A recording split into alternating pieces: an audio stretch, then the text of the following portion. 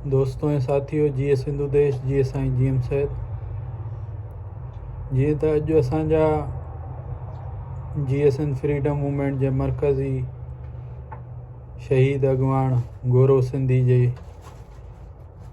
शहादत जे हवाले सां सॼी सिंध में भेटा जा प्रोग्राम रखियल हुया ऐं उहे सॼी समूरी सिंध में थिया बि आहिनि। पर हीउ अफ़सोसनाक वाक़ियो हिकिड़ो पेश आयो आहे अॼु ई। सिंध जे कूंदर पुटनि क़ौमी कारकुननि जा सिंध खे हिकु दफ़ो ॿीहर लाश ॾिना विया आहिनि। ताजन मलूकाणी जो लाश रहीम यार ख़ान पंजाब मां मिलियो आहे, जॾहिं त शहीद विनेश जो लाश टंडो मोहम्मद ख़ान जे फुलेली वाह मां मिलियो आहे। टियों लाश सरमन भयो जो मिलियो आहे। संदन जबरी गुमशुदगियुनि ख़िलाफ़ हाई कोर्ट में पटीशन पिणु दाख़िल हुयूं। असां सम्झूं था त ही जेके लाश ॾिना विया आहिनि सिंध खे गबरू नौजवाननि जा, ही मज़हबी इंतहा पसंदी ख़िलाफ़ जेकी सिंध में सियासी हलचल मज़बूती सां पखिड़िजी ऐं सियासी हलचल मुतहरक थी सॼी सिंध में ऐं मज़हबी इंतहा पसंदी खे कंडेम कयो वियो ऐं सिंधु दरिया ख़िलाफ़ जेके केनाल ठाहिया विया पे उन्हनि ख़िलाफ़ जदोजहद तेज़ थी पे ऐं सियासी वायुमंडल सिंध में मज़बूत ऐं मुनज़म थियो पे, त रियासत उन खां ख़ौफ़ज़दा थी करे असांखे सिंध जा क़ौमी कारकुननि जा लाश ॾिना आहिनि। रियासत एतिरी त ख़ौफ़ज़दा थी चुकी आहे जो मज़हबी फाशिज़म खे समूरी सिंध में फैलाए पई ऐं उन ते को कंडेम करे थो पियो त उनखे मुल्लनि खां फ़तवाऊं ॾियाराए क़तलु कराए थी छॾे। इन समूरी साज़िश जे पोयां रियासती इदारा आहिनि ऐं अॼु उन्हनि ॾिठो त कराची में जेके रवादारी तहरीक जी रैली निकिती उन्हनि ते तशद्दुद कयो वियो, या जेको सिंध में समूरी में सियासी सरगर्मी तेज़ थी ऐं सिंधी माण्हू पंहिंजे वसीलनि लाइ पंहिंजे जेके आहिनि वतन लाइ जाॻिया, त रियासत खे ख़ौफ़ थियो त मतां जेके आहिनि ॿीहर सिंध में बि बलोचिस्तान ऐं पश्तूनिस्तान जहिड़ो माहौल थिए। इन लाइ रियासत असांखे 3 लाश ॾिना आहिनि जीअं सिंध में ख़ौफ़ फैलाए सघूं।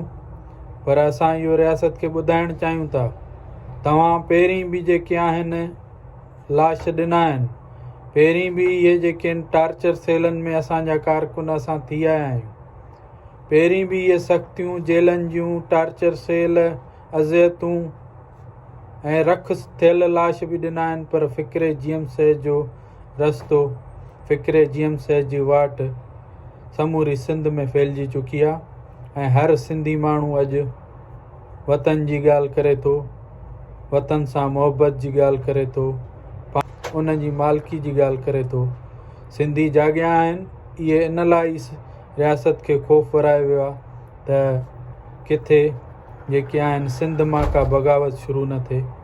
पर इहो उन्हनि खे ॿुधायूं था त तव्हां बंदूक जे ज़ोर ते जहिड़ी तरह सिंध में ख़ौफ़ फैलाइणु चाहियो था, सिंध खे ग़ुलाम बणाइणु चाहियो था, त इहो कतई न थींदो। तव्हांजे हथनि मां बलूचिस्तान बि निकिरी वियो आहे, तव्हांजे हथनि मां पश्तूनिस्तान बि निकिरी वियो आहे। कल्ह तव्हां हिन बंदूक जे ज़ोर ते बंगालियुनि खे चिथियो ऐं उन जो नतीजो इहो निकितो त उन्हनि जो बांग्लादेश ठहियो ऐं इहा ई जेकी रविश रही त असांजो सिंधु देश वतन जल्द बहाल थींदो। जांजा हुई जीअरी विरची न वेठी वञी भोई बैठी सारींदे खे सजणे।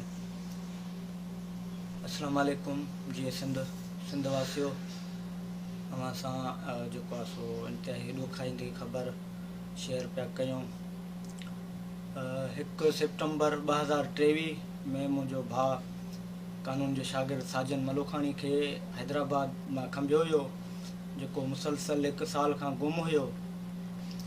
उन खां बाद मुसलसल हाई कोर्ट एहतजाज तंहिंजे बावजूदि ताक़तवर धुरियुनि मुल्की इदारनि ISI ऐं MI जेको आहे सो पंहिंजी ॾाढ अदालतुनि ऐं कानून खे पोइ ते धिके ज़बरदस्ती 6 अक्टूबर 2024 यानी इन खां 10 ॾींहं अॻु मुंहिंजे जेको आहे सो भाउ खे माचको रहीम यार ख़ान ज़िला पंजाब में जेको आहे सो सूबा पंजाब में शहीद कयो आहे, जेको इंतहाई ॾुखाईंदड़ ख़बर आहे। असांजा वारिस हुते पहुतल आहिनि, जेको आहे सो लाश वसूल करे ईंदा। मां सिंधवासियुनि जेको आहे सो क़ौमी तहरीक ऐं सभिनी जे अॻियां इहो वाज़े कंदो हलां त मुंहिंजो भाउ साजन निज सिंधु देश जी आज़ादी लाइ जदोजहद कंदड़ क़ौमी तहरीक जो जेको आहे सो नज़र बहादुर ईमानदार वतन दोस्त सिपाही हुयो, जेको आहे सो उनखे पंजाब में हीउ कूड़ो मुक़ाबिलो ॼाणाए जंहिंमें धाड़ियल ॾेखारियो वियो आहे।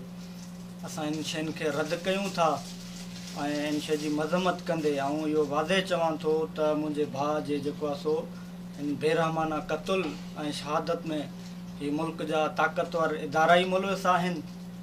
ऐं उनखां अलावा जेको आहे सो हाणे उहो असांजो डेड बॉडी पंजाब पियल आहे, उहो उतां वसूल करे माइट ईंदा, उनखां पोइ जेको आहे सो तदफ़ीन जे लाइ अमल जोड़ियो